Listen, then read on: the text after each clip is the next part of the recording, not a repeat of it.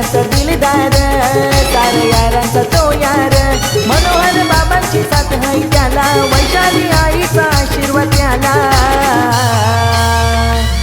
कर्जत शहराच्या प्रफुल्ल जाधवच्या वाढदिवसाला चला, वैशाली सायबर कॅफेचा मालक है तो, आवलच गाव